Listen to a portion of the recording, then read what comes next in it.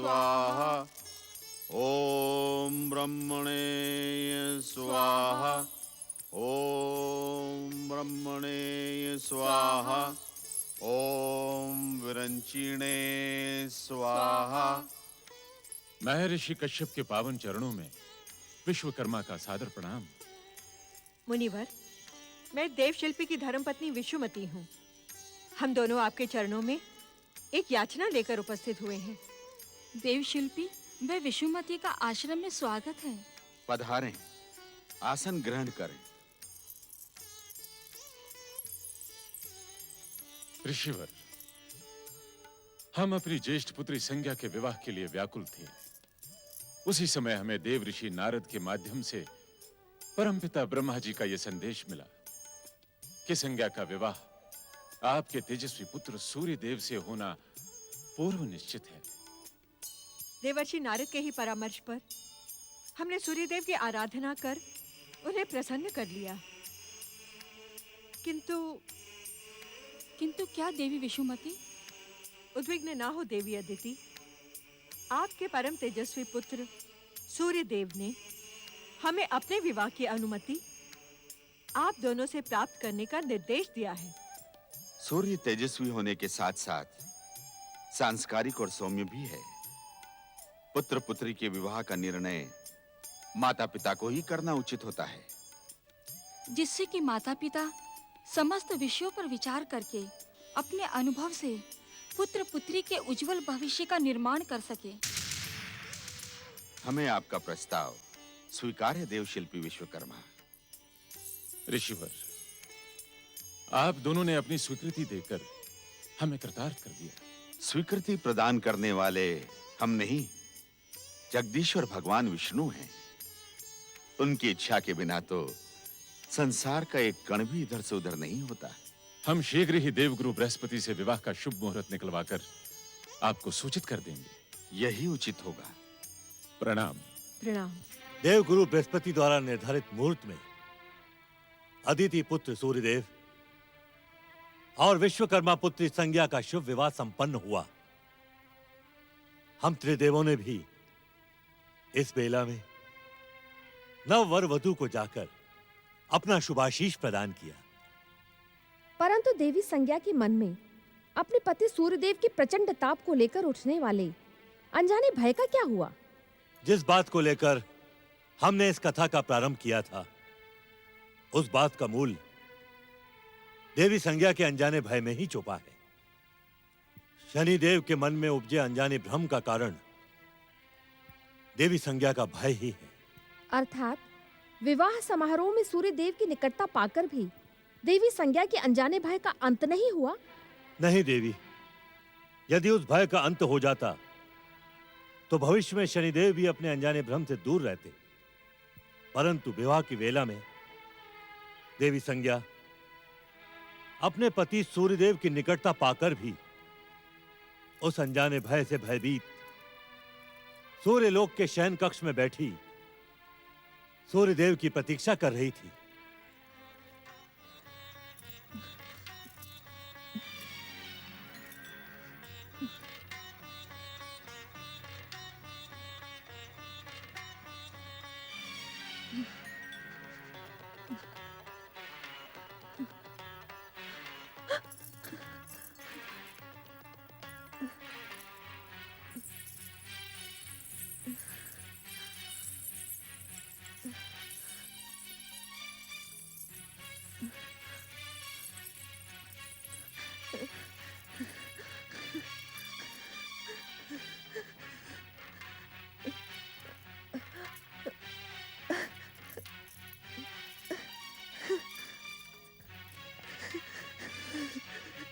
क्या हुआ संज्ञा? तुम इतनी अधिक घबराई हुई क्यों लग रही हो?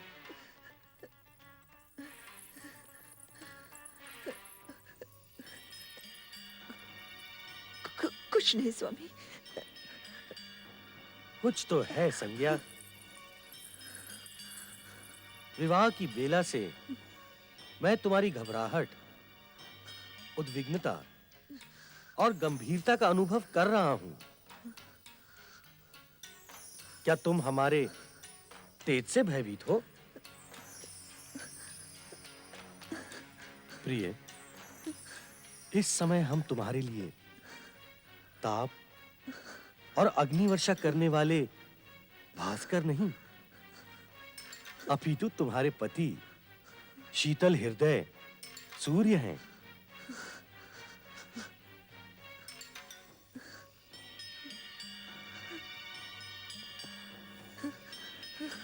जिसके प्रेम का शीतल प्रकाश युगों से तुम्हारी प्रतीक्षा कर रहा है। तुम्हें हमसे भयभीत होने की आवश्यकता नहीं। तुम स्वयं सूर्य के एकाकी जीवन को प्रकाशित करने आई हो। तुम्हारा भय निराधार है। तनिक सोचो, जिस दंपत्ति को सृष्टि के परम आराध्य त्रिदेव ने सुख, समृद्धि तथा उज्जवल भविष्य का आशीर्वाद दिया हो, उसे भय की क्या आवश्यकता?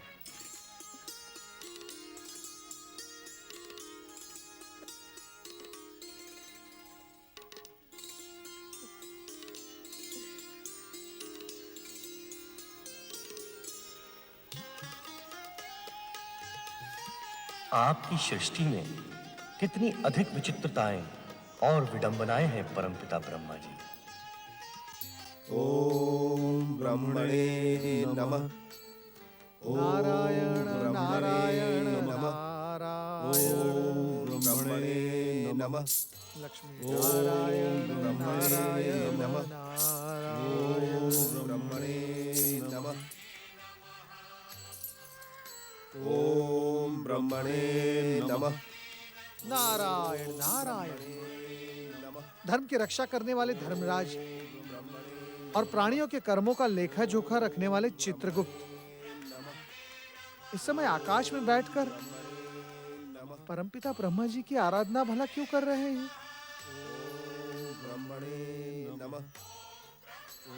नारायण नारायण। इस बात का पता तो तुम्हें लगाना ही होगा नारद, अन्यथा नारद तुम्हारा ये मन जिज्ञासा के महासागर में भटकता रहेगा, गोते लगाता रहेगा। चलो नारद। ओम नमः शिवाय। नारायण नारायण। धर्मराज, चित्रगुप्त, कृपया अपनी आंखें खोलें, अपने ध्यान को विराम दें।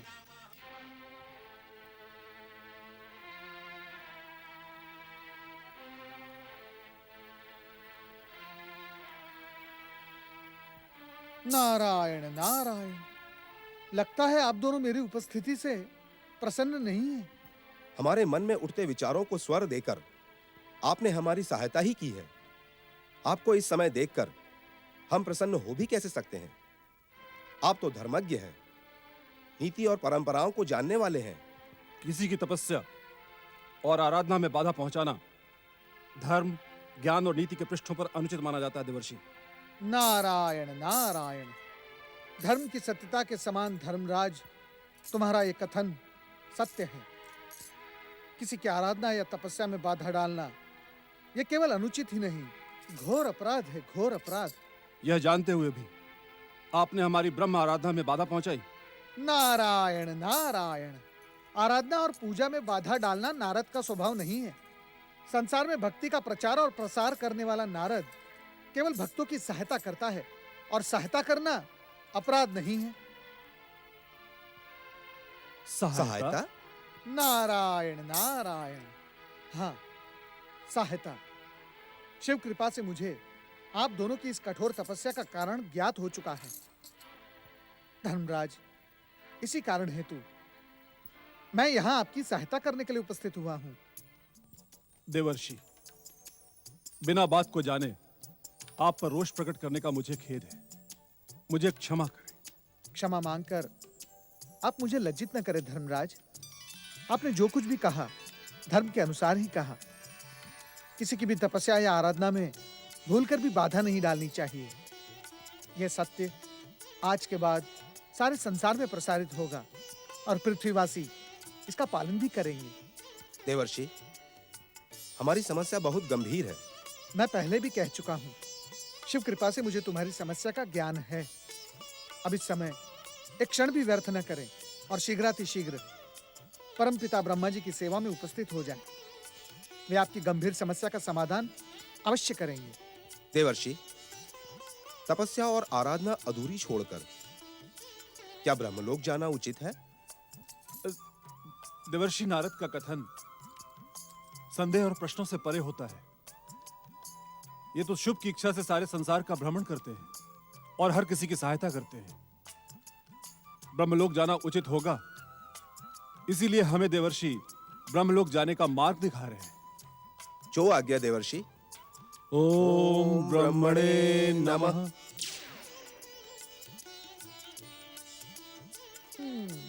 नारायण नारायण। ओम ब्रह्मणे नमः।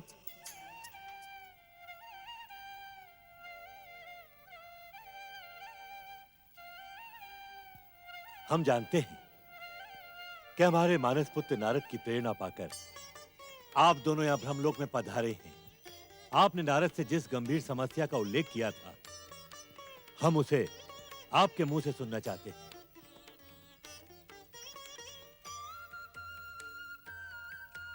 बात यह है परमपिता कि धर्मराज को अपनी बात कहने में संकोच नहीं करना चाहिए। आप निसंकोच कहें, क्या कहना चाहते हैं आप? हे परमपिता, पृथ्वीलोक के प्राणियों की मृत्यु के पश्चात उनकी आत्माओं को कर्म के अनुरूप फल देने के लिए आपने यमलोक का निर्माण किया और मुझ धर्मराज को यमलोक का प्रशासक बनाया। और मुझे मृत प्राणियों के पिछले जीवन का लेखा जोखा लिखने के लिए नियुक्त किया, पर हमारे पास कोई काम नहीं है। हम काम की प्रतीक्षा ही करते रहते हैं। हाँ ब्रह्मदेव, काम की प्रतीक्षा करते अनेक वर्ष बीत गए, परंतु हमारी प्रतीक्षा का अंत नहीं हुआ। हमारी निष्क्रियता बढ़ती जा रही है। हमारा कर्म सुनिश्चित करें परमपिता। कर्म के प्रति जिस प्रकार निष्ठा भाव प्रकट करते हुए आप दोनों ने हमारी आराधना की और फिर नारद की बात मानकर यहां ब्रह्मलोक में पधारे, इससे हम प्रसन्न हुए। पर धर्म को इस प्रकार व्यग्र होना शोभा नहीं देता। धर्म का मूल है धैर्य और धीरज। सत्यवचन, सत्यवचन परमपिता। परंतु हम पिछले लंबे समय से यमराज के प्रकट होने की बाट जोह रहे थे, परंतु हमारी प्रतीक्षा के बाद भी यमराज का जन्म नहीं हुआ। यमराज के प्रकट न होने के कारण मृत प्राणियों को यमलोक लाने वाला कोई नहीं है। इसीलिए हम व्यग्र और व्याकुल हो गए। धैर्य और धीरज ने हमारा साथ छोड़ दिया और हम आपकी सेवा में आ गए। हमारा मार्गदर्शन करें परमपिता। यमराज के जन्म का मार्ग प्रशस्त करें। आपकी प्रार्थना पर विचार करने से पहले हम आप दोनों को एक अटल सत्य सुनाना चाहते हैं।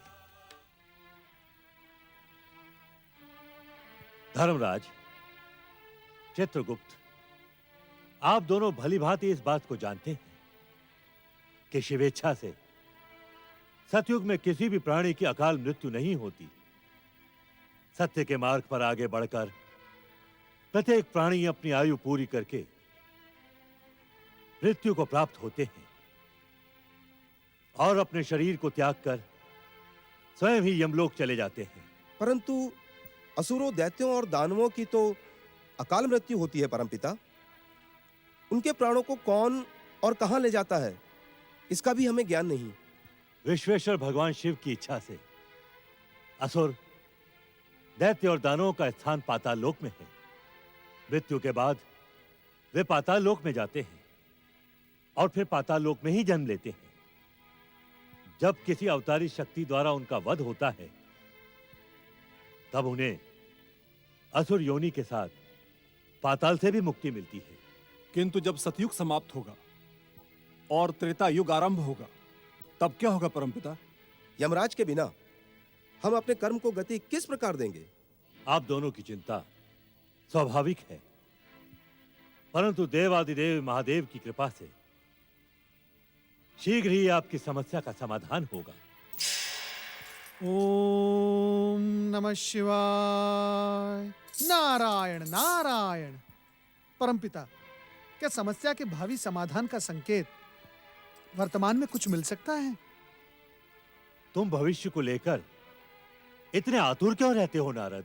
परमपिता, परमपिता कृपया रोष न करें। मैं तो केवल प्रश्न पूछ रहा था, केवल प्रश्न, और प्रश्न पर ही। अपनी चतुरता दिखाकर हमें भ्रमित करने का प्रयास न करो नारद। आतुरता और अपने भटकते रहने के स्वभाव पर रोक लगाओ। परमपिता, परमपिता भला मैं कौन होता हूं रोक लगाने वाला? जो स्वभाव आपने मेरे भाग्य में लिखा है मैं तो उसी का पालन करता हूं। यदि आप अपने ही आलेख को बदल देना चाहते हैं तो अवश्य बदले।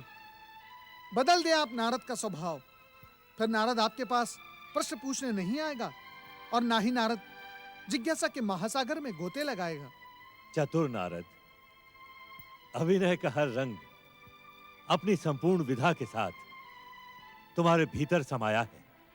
तुम्हारे प्रश्न के उत्तर में भविष्य का संकेत देते हुए मैं तुम्हें बताता हूं कि सूर्यदेव और संज्ञा के पुत्र के रूप में शीघ्र ही यमराज जन्म लेंगे और तब तक हम सबको प्रतीक्षा करनी है।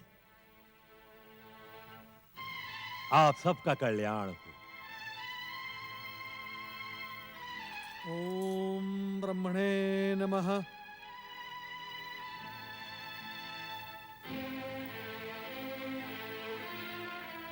ओम नमः शिवाय।